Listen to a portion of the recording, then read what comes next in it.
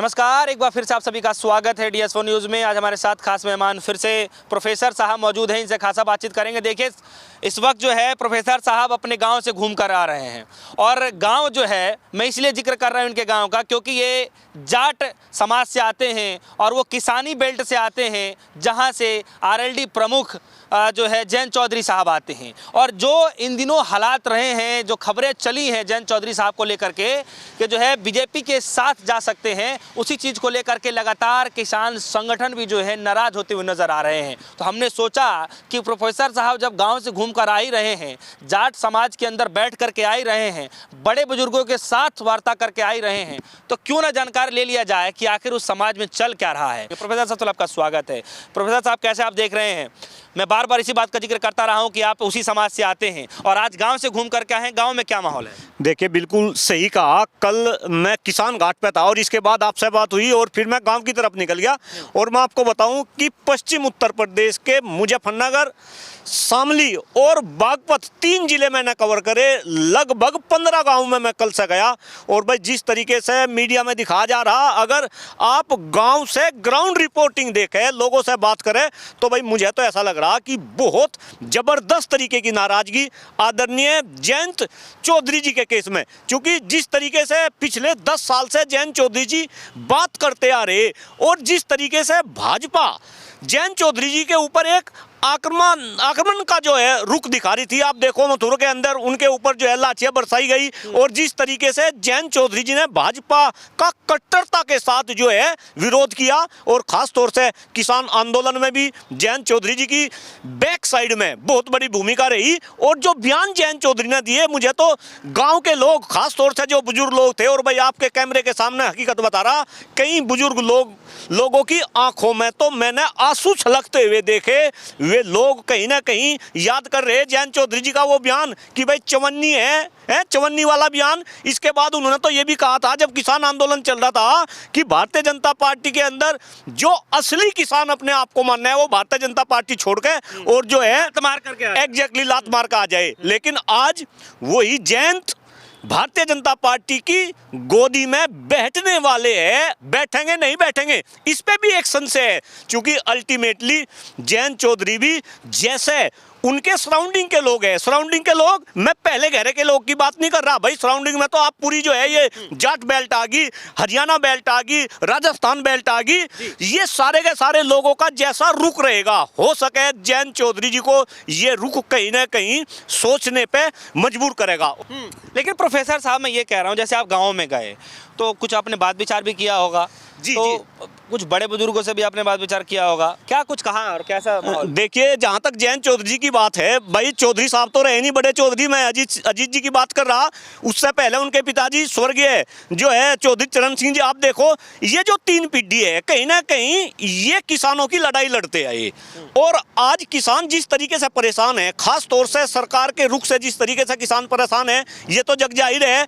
तो कहीं ना कहीं किसान मान रहे कि अगर जयंत जी भाजपा की गोदी में बैठ जाएंगे, सरकार की गोदी में बैठ जाएंगे, तो वो किसानों की लड़ाई कहीं ना कहीं कमजोर होगी, इसमें कोई शक नहीं। और भाई, हर कोई अपना स्वार्थ देखता है, किसान भी अगर देख रहे तो कहीं ना कहीं अपना स्वार्थ देख रहे। और खास तौर से जो मुद्दे जयंत चौधरी जी ने उठाए, आप किसानों के सपोर्ट में आप MSP का मुद्दा देख लो। इसके बाद किसान के बच्चे जवान बनते हैं, वो जवान इन्होंने अग्निवीर बना दिए, 4 साल के बना दिए, तो उसका भी कहीं ना कहीं विरोध कर रहे थे। तो आज जाट बेल्ट में खास तौर से ये देखा जा रहा कि भाई अब ये विरोध तो होगा, लेकिन अब विरोध करने वाले या बैक में सपोर्ट करने वाले जयंत चौधरी जी थे। अगर वो सरकार की गोद में बैठ गए, क्यों भाई, ये जाट कैसे विरोध करेंगे? कैसे, किससे MSP की डिमांड करेंगे? कैसे ये दिल्ली के बॉर्डर पर आके बैठेंगे? और जब सरकार इनके डंडे मारेगी, लाठी मारेगी, तो क्या जयंत चौधरी का दिल नहीं रोएगा? अरे अंदर अंदर अगर जयंत चौधरी बीजेपी की गोद में बैठ गए तो दिल तो उनका भी रोएगा। लेकिन क्या सिचुएशन होगी भाई, ये तो अब ऊपर वाले को ही पता क्या होने जा रहा। लेकिन लोगों के अंदर जबरदस्त रोष कहीं ना कहीं, ये मेरा अपना पर्सनल आकलन है। मतलब ये आपका पर्सनल आकलन ये है कि कहीं ना कहीं लोगों में नाराजगी है जयंत चौधरी की। नहीं, बिल्कुल नाराजगी है, और खास तौर से अभी तो लोग वेट कर रहे हैं। मैंने कल भी जब आपको इंटरव्यू दिया, मैंने इस बात को कहा, राजनीति के अंदर समझौते होते हैं, डील होती है, राजनीति अनिश्चितताओं का खेल होता है। और कहीं ना कहीं मैं फिर अपने सेंटेंस को दोहरा रहा कि जब जयंत की पार्टी यानी कि आरएलडी जब भाजपा के साथ लड़ी, तो पार्टी पॉइंट ऑफ व्यू से, राजनीतिक पॉइंट ऑफ व्यू से आरएलडी को फायदा हुआ। हो सके आने वाले टाइम में भी ऐसे ही हो भाई, जयंत की पार्टी को फायदा हो। लेकिन ये लोग कह रहे हैं कि भाई जयंत को तो फायदा हो सके, लेकिन इसमें किसान को फायदा नहीं होगा। इसमें जो युवाओं का चेहरा है जयंत चौधरी, उन युवाओं को कोई फायदा नहीं होगा। मतलब आप आंखों देखा हाल ये जो है आप बता रहे हैं कि गांव में हकीकत ये कुछ चल रहा है। नहीं भाई, एक बात बताओ, हकीकत क्या? ये तो सर्वविदित है। गांव की लड़ाई, किसान की लड़ाई, मजदूर की लड़ाई, जो अन्नदाता है उसकी लड़ाई। अगर जयंत जी संसद के अंदर लड़ रहे और ये किसान सड़क पे लड़ रहे, तो सड़क पे भी अगर सपोर्ट है तो कहीं ना कहीं जयंत चौधरी जी का बहुत बड़ा सपोर्ट है। इसे ना तो किसान इंकार करते, ना आप लोग इंकार करते, ना हम लोग इंकार करते। अब कहीं ना कहीं यही चर्चा का विषय बंडा कि भाई लड़ाई कैसे लड़ी जाएगी। किसान फिर से आ रहे हैं। हाँ बिल्कुल आ रहे हैं भाई, चल रही हैं कि किसान आ रहे हैं, पूरी व्यवस्थाएं लग चुकी हैं और जो है वो दीवारें, रोडों को जो है ब्लॉक से पूरा जो है घेरने की पूरी तैयारी चल रही है। बिल्कुल तो क्या जयंत चौधरी साहब अगर उधर चले जाएंगे तो क्या आपको लगता है कि अब जो है किसानों के विरोध में बोले? नहीं भाई, यही तो सोचने का विषय है। अब 13 तारीख को ऐलान हो गया, चारों तरफ से किसान आ रहे हैं। और मैं आपको बता दूं कि इस बार जो किसान आ रहे हैं, पहले जो किसान आए थे केवल पंजाब से, और इसके बाद में आपका जो है हरियाणा से, और फिर उनका साथ दिया यूपी से। लेकिन इस बार 13 तारीख को जो किसान आ रहे हैं वे तेलंगाना से, कर्नाटक से, पूरे दक्षिण भारत से, और मैं कहूँ पूरे हिंदुस्तान से 150 संगठन मिलकर दिल्ली की तरफ कूच कर रहे हैं। और वे क्यों कूच कर रहे हैं ये भी आपको बता, चूंकि जिस तरीके का वादा जो धरना चला था इसमें 13 महीने का, और 2 साल उसको हो गए, जो वादे सरकार ने किए थे उनमें से एक भी वादा नहीं पूरा हुआ। कहीं ना कहीं वादा खिलाफी हुई और किसान एमएसपी की डिमांड कर रहे हैं, किसान अपने कर्जा माफी की बात कर रहे हैं। कितनी इंटरेस्टिंग बात आप देखो, अभी संसद के अंदर मंत्री का बयान आया कि उद्योगपतियों का कितना, मैं तो बता भी नहीं सकता, इतना कर्जा जो है माफ कर दिया गया।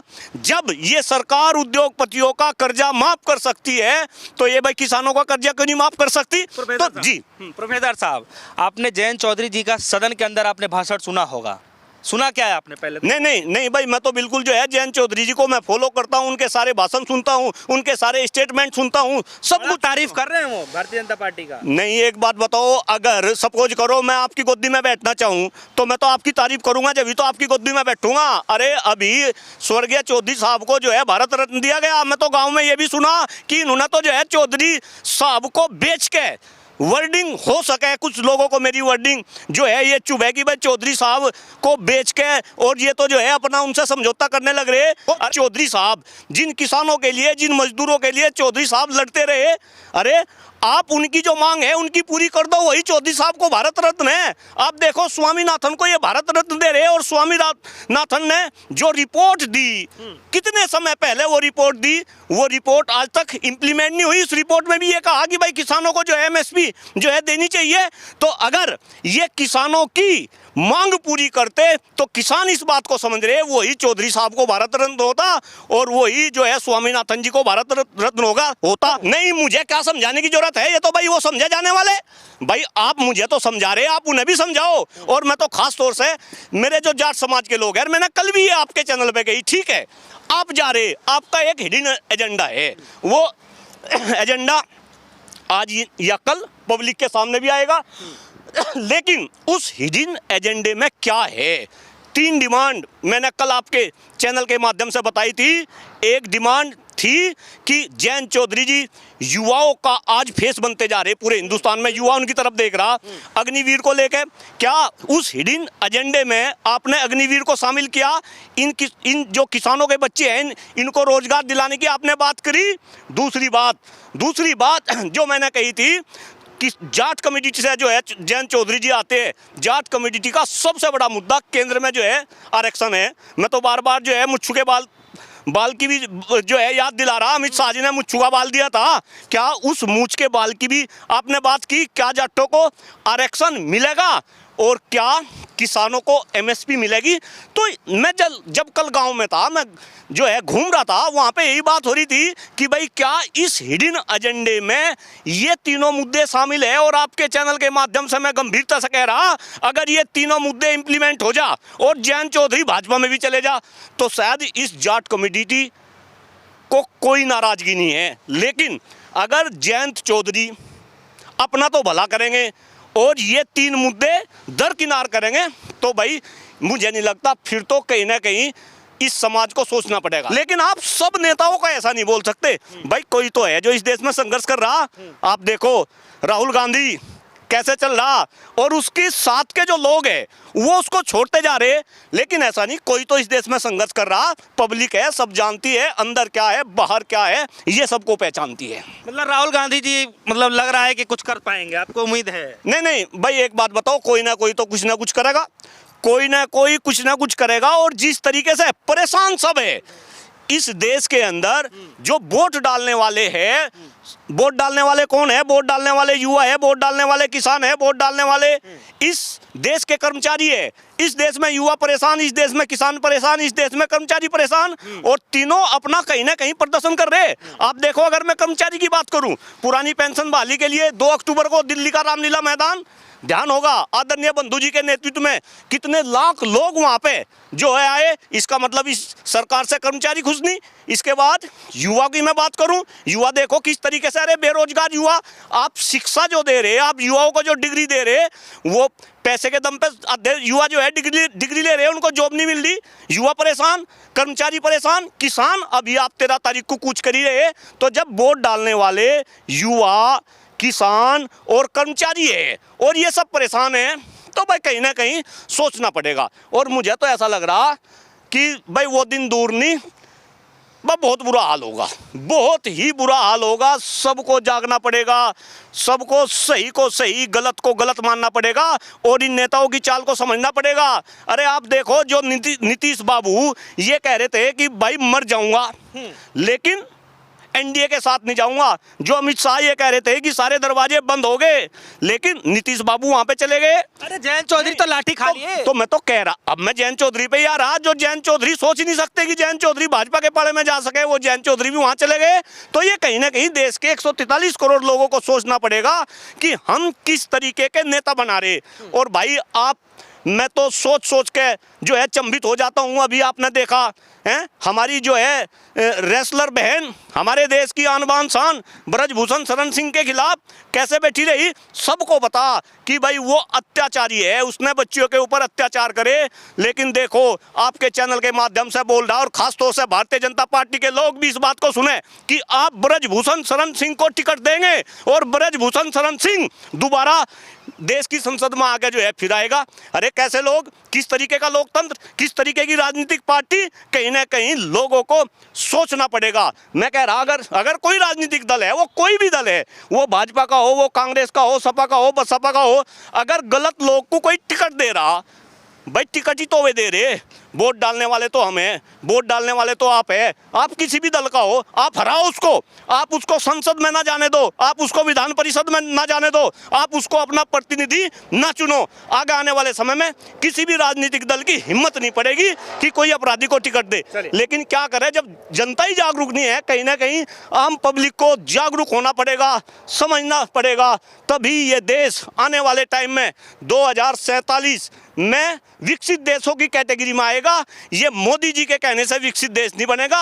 अगर जनता जागरूक होगी और खास तौर से राजनीति में अगर असली मुद्दों की बात होगी, शिक्षा की बात होगी, स्वास्थ्य की बात होगी, पर्यावरण की बात होगी, बेरोजगारी की बात होगी, किसानों की बात होगी, तब ये देश विकसित देश बनेगा। अदरवाइज बुरा हाल देश का। चलिए, तो देखिए, बहुत बहुत शुक्रिया प्रोफेसर साहब, आपने बेशकीमती समय हमें दिया और हमारे दर्शकों को बताया।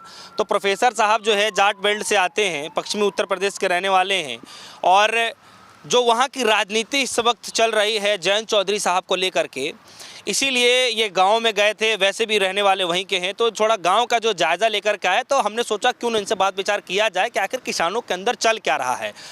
फिलहाल इस वक्त जो है खबरें यही चल रही हैं कि एक तरफ किसान नाराज हो रखे हैं, एक तरफ जो है किसानों के जो नेता हैं वो भी लगातार जो है आरएलडी प्रमुख से नाराज चल रहे हैं। लेकिन चुनाव में क्या इसका कोई बड़ा प्रभाव पड़ेगा, ये देखना काफ़ी दिलचस्प होगा।